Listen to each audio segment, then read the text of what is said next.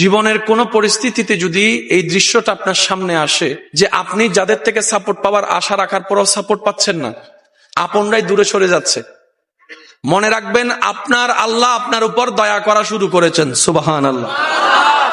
ওই বিপদ থেকে আপনি যাদের সাপোর্ট নিয়ে উঠতে চাচ্ছেন, রব চাচ্ছেন আপনাকে কেউ না করুক সাপোর্ট, আপনার আল্লাহ স্বয়ং আপনাকে সাপোর্ট করতে চাচ্ছে বলেই মানুষকে দূরে সরাই দিচ্ছে। সুবহানাল্লাহ।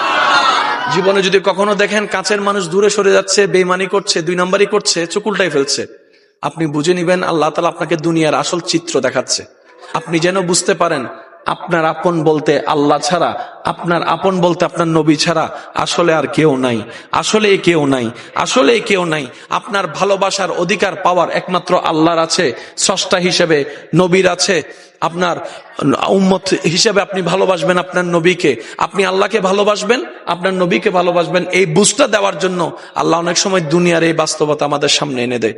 অনেক ভাই বোন, ভাই ভাই এমনও আছে মানুষের কথার ফাঁদে পড়ে, ভুল বুঝাবুঝির কারণে কিংবা মেজাজ গরম থাকার কারণে 2-4টা কথার শিকার হওয়ার কারণে হয়তো কোনো একটা সময় দূরত্ব হয়েছে, কিন্তু এখন একজন আরেকজনের সাথে মিলতে চায়, বসতে চায়।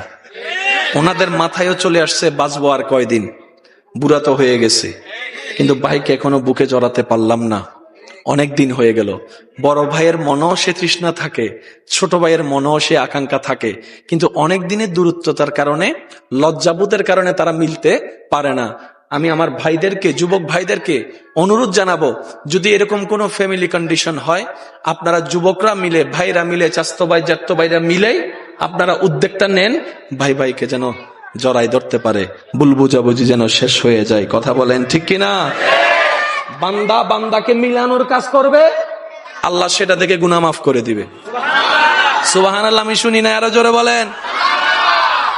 মিলে থাকেন, কেউ মিলে থাকতে না চাইলে তার আল্লাহরে সে জবাব দিবে। আপনার পক্ষ থেকে আপনি ক্লিয়ার থাকেন, মানুষের উপকার করবেন, থ্যাংক ইউ পাওয়ার আশা রাখবেন না, করতে থাকবেন। কেন? সে আপনার রবের বান্দা, আপনি বান্দার জন্য করবেন, ওই বান্দার আল্লাহ আপনার জন্য করবে। আমরা অনেক সময় বলি তার এত উপকার করছি, সে আমার সাথে ডাইরেক্ট চোখ উল্টাই ফেলছে।